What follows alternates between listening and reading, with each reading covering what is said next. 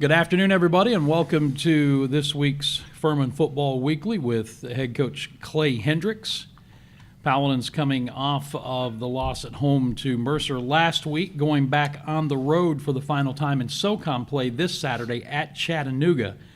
And we'll get you updated for all the broadcast information coming up in just a bit. But joining Coach at the table, Riley Herbert and Ian Williams. And as always, we'll ask Coach Hendricks to make an opening statement, and then Scott Keeler will begin the grilling. Thank you, Dan.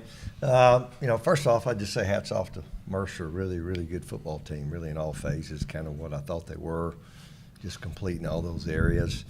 That being said, I just really pleased how we started the football game. If you'd watched them this year, they had gotten off to fast starts. We've done that at times, but just how we started was just kind of what we wanted to do. Really kind of in all three phases of the game, but certainly weren't able to sustain that. I thought our kids, you go back and watch the tape, I thought they played with physicality. I thought they played hard.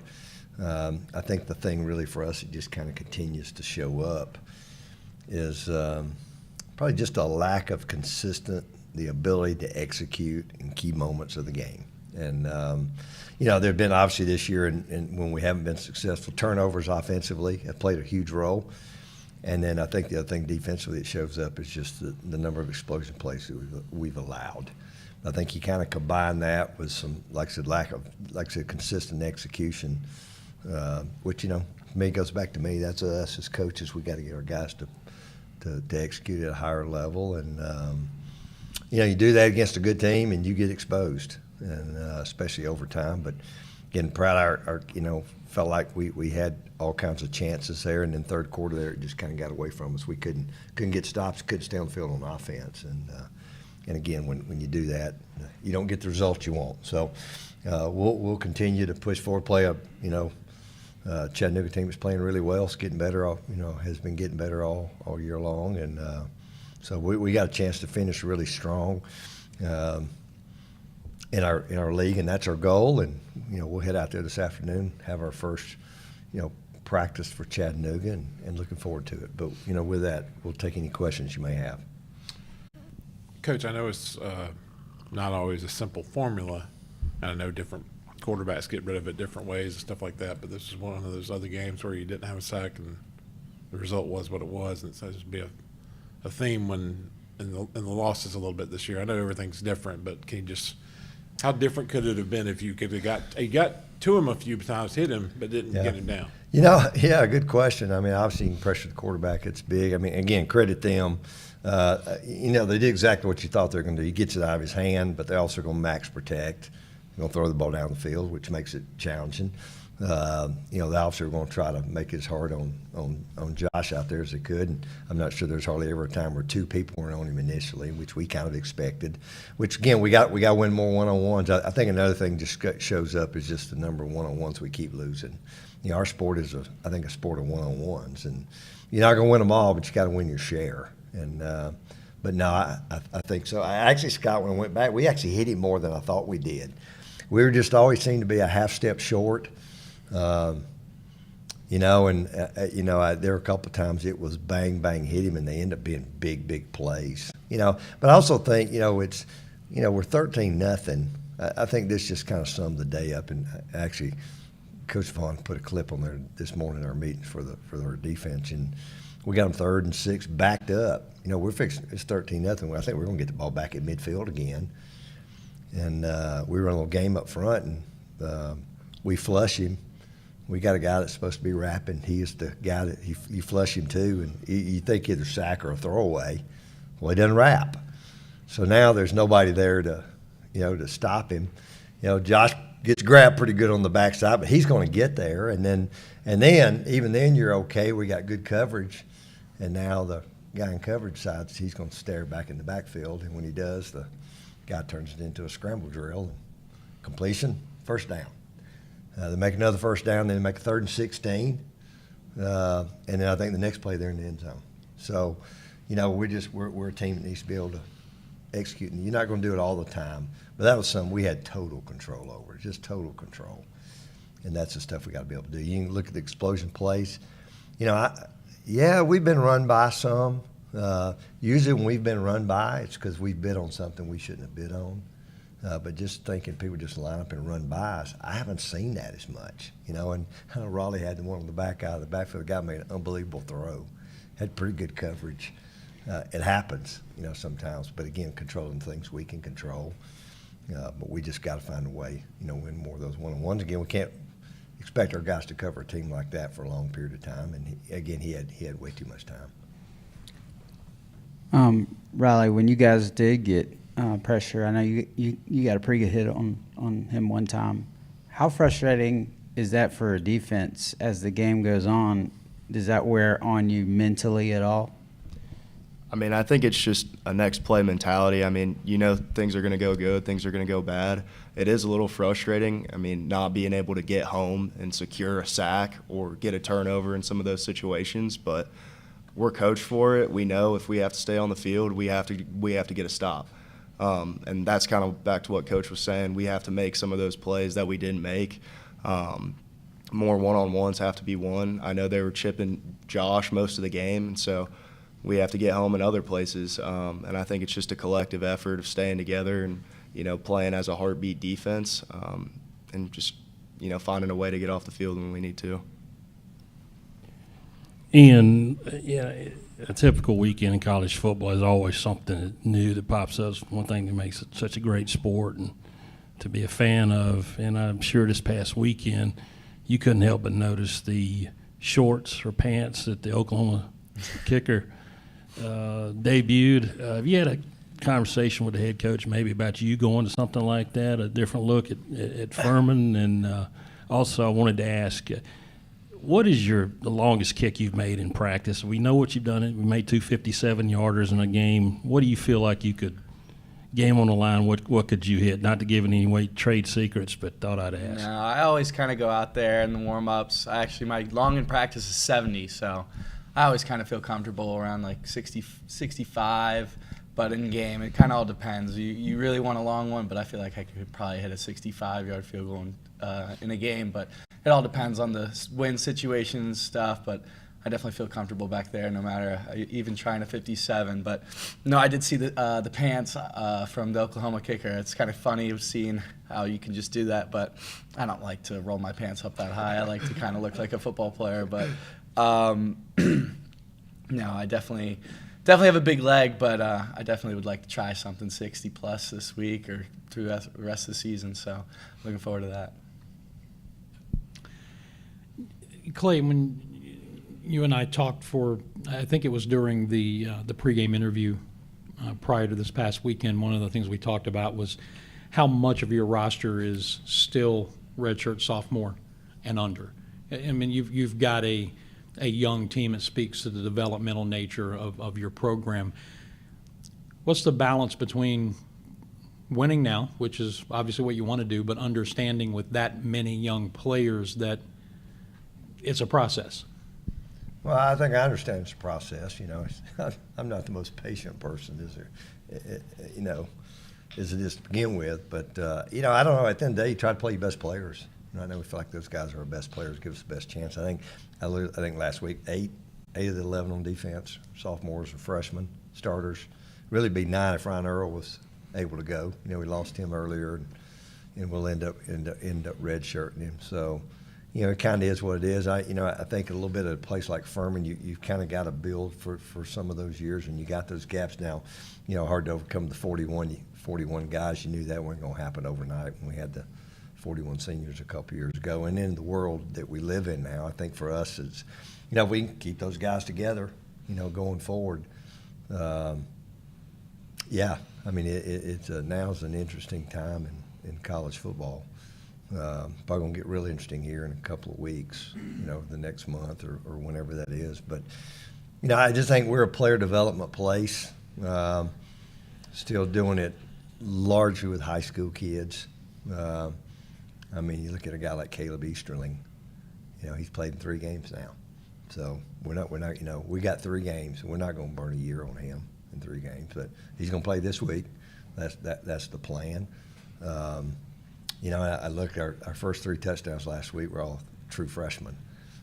You don't want to be in that. And we're not playing a ton of true freshmen, but all 3 of those guys have been big-time contributors. I think our other touchdown was to Keith. He's a sophomore. So, yeah, I think as we kind of continue to build, and, you know, some injuries have created some of that a little bit too. But now we're just going. We got to keep developing players, and again, we got, you know, a little harder when you got those young guys to execute at the level you want to execute. They don't have the reps built in. Now we've played 9 football games, so we shouldn't be making some of the mistakes we're making. But no, I'm kind of let's play now. I don't think I think you always probably have a couple of kids that maybe could have plugged in. I think where it's probably hurt us is special teams with the number of injuries we've had.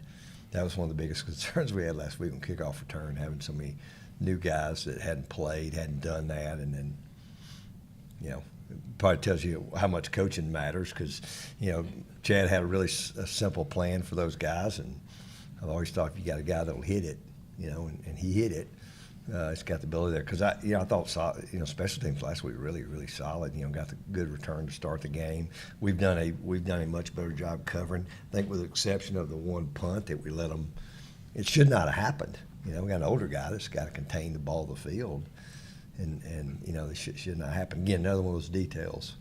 But you know, like I said, we're going to keep playing the best ones we got available. You know, Jackson Pryor's going to go in and actually going to have surgery this week. You know, he got hurt in game 2, had the same exact injury that Josh had last year, game 2. His was not as extensive, and then he tried to come back game 4, hurt it again. He's been rehabbing, he just hadn't been, and he's played in 4 games. So at this point in time, we just said, let's go and have the surgery and get him healthy. And he got forced into playing a year ago. Now he's able to redshirt. You know, he was preseason first-team all-conference guy that we really didn't get much out of this year because of that, but had some other guys step up and do some good stuff. And so we'll just continue to try to keep developing those guys. Raleigh, I think you played a couple games as a freshman here in 23 and like 8 games last year. To be named a captain this year as a sophomore, what did that mean to you? And, Coach, can you kind of speak to how rare that is for that honor around here? Yeah, I'll just say I was very fortunate and very thankful of my teammates. Kind of showing up here, I knew I was just going to have to work. And I think a lot of people before me have had to do the same thing.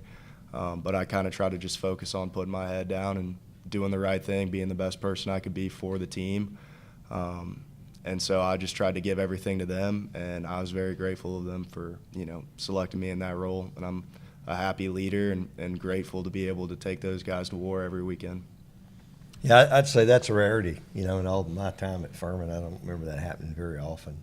I think, you know, Raleigh's a great example of, you know, obviously actions speak louder than words. He's become a good vocal leader for our team, but, man, his actions just, I think, are kind of the key. You know, what he does, you know, incredible student at Furman. He's been a really good player. I don't care if it's in the weight room, whatever it is, an encourager, a positive guy.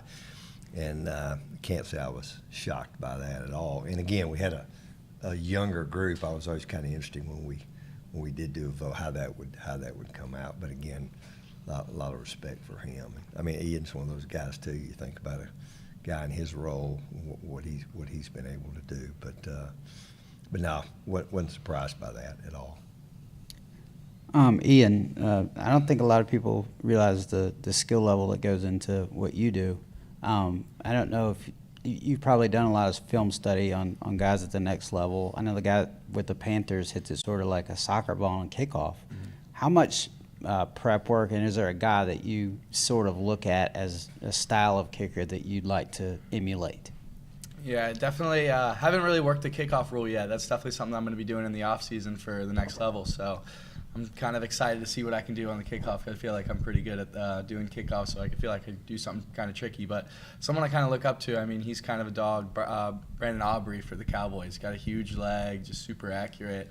He was one of those soccer guys coming up, didn't really play college football, and he kind of just stepped in the role for the Cowboys kicker, and he's just an animal. So that's definitely a cool guy to look up to, and just, I mean, he's a great kicker, so I definitely want to look up to him. And Ian, staying with you, talking about that balancing act again. You're obviously going to be all in for your teammates the rest of the season, but you also have a future to look forward to. How do you balance that? What does that off season look like as you prepare for what should be a pretty good opportunity to play in the NFL? Yeah, I'm just fortunate to be in this spot with 3 games left. I got to do everything I can to kind of showcase how I do, and it's just all about the team. And it's unfortunate that we don't get any field goals, but I think I can showcase my ability on the punting side of things. Like, we have 8 punts in a game, so I feel like I've kind of adapted the role. Coach is always pushing me to hit better punts, and I feel like in games I've kind of stepped into that role and do the best I can and kind of get the best field position for us as a team, so it kind of just balances out. Yeah, Coach, if you could preview Chattanooga for us and what you see. I know you talk to Rusty on a fairly regular basis, and we've seen those guys a lot, counting that playoff game, a couple of extra playoff game 2 years ago.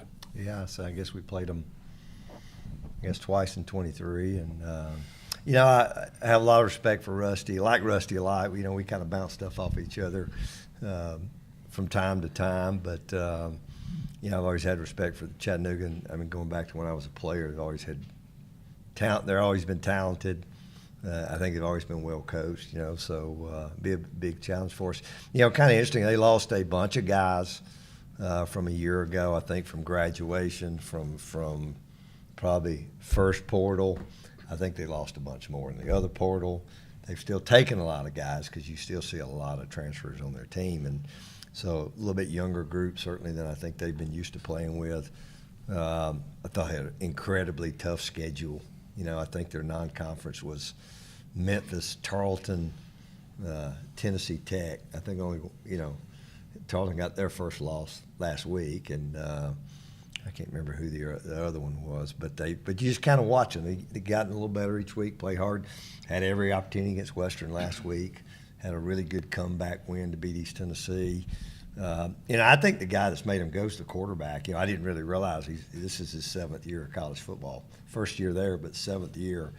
Big guy, that will run the foot. He's a dual threat guy that certainly you can tell he's a competitor. He hard guy to tackle. Probably not as much of a twitchy guy as he is kind of a fast, big body to tackle. Throws it well. They run the ball well. They've always played good defense. So, no, it'd be a good, really good challenge for us. But, place we, I don't know, it's a place we've played well over the years. And, so certainly looking forward to, we got a chance again to finish really strong in our league. And we're going to try to control what we can control. And it starts with a great week of prep. And again, we'll start out there today. And, like I said, it'll be we got to play complementary football, and hadn't been doing that. Defense hadn't been helping the offense a lot in some of these games, and vice versa. Offense hadn't done a whole lot to help defense sometimes either. So, but we've shown we can do some really good things. I think we're getting better, and hopefully we can play our best game Saturday. Coach, I know you've gone over a couple of people you're going to go ahead and redshirt this year, but could I just ask you about a few more guys that we didn't see Saturday, and just want to update Gavin Hall, Ethan Harris, and Caleb Williams? Yeah, Gavin had surgery last week. Gavin had dealt with that. Had played with a bad wrist kind of most of the year. Then he actually injured it in another spot. I guess like the first or second play of the Citadel game. So went ahead and fixed that. So Gavin's out for the year. And again, he's another guy was a true sophomore for us playing. Ethan been trying to get back. I think Ethan's only played in a handful of games, and they were in the middle of the run. He was out initially, lower body. Think that he could get better. We'll see this week. We're hopeful to get him back. And then who else did? Yeah, Caleb, same thing. Caleb had a couple off-season surgeries, and it's a little bit of a lingering thing with him. It's been kind of ongoing all year, where he's tried to, some weeks he's been able to practice, but hadn't been able to play very much. And, was a guy that started most of the year last year, really hadn't played him at all. really this year. So again, as we get our reports, we'll see what he can do out there today. Eli Brasher we didn't have last week. Hopefully we'll get him back. So it's that time of year where everybody's dealing with a little bit of that. No, that's kind of where we are. Coach, if I understand things correctly, there's going to be just one transfer portal window this year. Is that correct? Well, what's today? Yeah. Today's November the 4th. That's Yeah. what they're saying today. If that's the case, is that better for college football? I don't is know. Is it not? I think it's probably better because in theory, as I was told at the, I was at the FCS head coaches meeting last January, and the next day was the FBS meeting, and we were told by the hierarchy that day, they actually took a vote, 1 versus 2. And they kind of like for the FCS coaches to be unanimous, and they take that to the FBS because a lot of the things we do the same. And I think it was a unanimous vote. I'm not sure if everybody wanted to do that or not, but I'll never forget the guy said we were told exactly that moment. He said, now the SEC is adamant about keeping 2 portals. They're adamant. They're meeting the next morning, less than 24 hours away. And I talked to a guy who was in that meeting. They said they didn't even have any talk. They came in there immediately. People were trying to ask questions. They said, no, we're going to take a vote. And they voted, and I think somebody said, I don't know how many teams there are in the SEC now. Is it 19 or something, whatever it is. But they said there were 15 of the 19 in the meeting, of the coaches in the meeting. They want you there. It was unanimous, 1 portal. After he told us the day before, the SEC was adamant to have 2 portals. So, what changed, I don't know. I think theory behind it was at least after that portal, in March, you got who you got. You're not coaching guys all spring and then there's a spring portal and they all depart again. I think the problem is, that portal's, I think it's January 2nd to the 16th. That sounds right. Now they've extended it, which I never understood why the extension. Too many people with voices, in my opinion, because it's a proven fact. They go in the first 2 or 3 days, and they're going to know. So we're sitting here the month of December, which for the FBS is largely dead. Nobody's in the portal, so you really can't. What are you doing? We have an early December signing day this year. I think it's December 3rd. So I think it got pushed to the January because that 10 or 12 teams that think they're either in the playoffs. They don't want the burden probably of having to deal with the portal while they're doing some of that. And, my analogy there has been, when you go to the Super Bowl, you get picked last in the draft. That may be a way to balance that. And they all have mega staffs anyways that are controlling all that. But that's what it is. But, you think about it. We start school in the middle of that portal. Well, most people probably do. I mean, you got to get people admitted to school. And around here, it's a little different than a lot of places, so it's going to be an interesting time. But, even grads this year can't go in. If Ian had another year, and if he's graduating in December and had another year, he can't even go in until January. So in theory, you can't talk to him. So now I think what's going to happen, you're going to have all these NIL agents. It's going on now, contacting people and I can get you this and I can get you that. So it's going to be interesting. Hasn't anybody ever told you not to apply logic to an illogical situation? It's just, I don't know. Like I said, I think one portal is probably a pretty good way to go. At least when you got your guys, you kind of know who you got, but you don't have to worry about losing your team right before the summer. But I don't think it's, I don't think it's changed. It's kind of this 5 for 5 thing that you've been hearing. They keep saying it's going to pass eventually, but I was told they're going to pass it once the litigation stops. When do you think that's going to happen? And I said, well, are they going to go back and let kids? I said, no, it's going to be from that point forward. Those kids would be the 5 for 5. So, but again, who knows?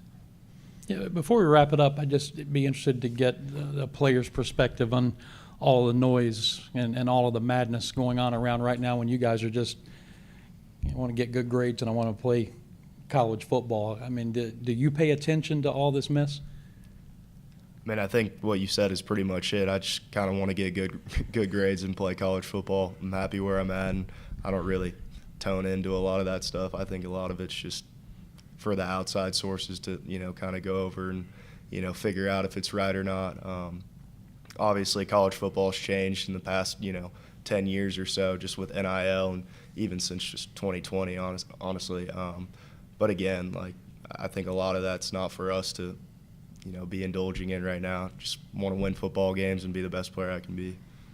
Yeah, from a guy who has been in the transfer portal, and Coach said it right, it is hard to get into this school. So, I don't know. This is my last year of college football, so yeah, it's definitely just focus, nose on the grindstone, and just trying to finish out the year. But yeah, it's just crazy. I try to stay out of it and just kind of focus on myself. Well, at the risk of gaining an unwarranted reputation here, we'll get into wrap-up mode. And, Coach, I'll ask you for a final statement. No, again, appreciate you being here. Again, excited. We got 3 games, and we kind of really this week's on one that really matters. But excited to go play against a really good opponent, and we're in a similar kind of situation within the conference with them, and so we just want to do our very best to finish strong and. Send the older guys that we have, which we don't have a ton of them, but send them out on a great note and start building for what's down the road. But looking forward to going to Chattanooga and playing. Got a noon kickoff, and so excited about that too. So we're looking forward to making that trip and hopefully come back with a win. Well, Coach just mentioned it's a noon kickoff in Chattanooga on Saturday. ESPN Plus for the television viewership, and from a radio standpoint, we'll be on the air with the Pepsi Countdown to kickoff at 10:30 in the morning. So if you can't make it, you can tune in via the Fan Upstate. Our thanks, as always, to Coach Clay Hendricks, Raleigh Herbert, and Ian Williams for being with us this week. For Coach and all of us here at Furman, I'm Dan Scott. God bless you, and so long, everybody.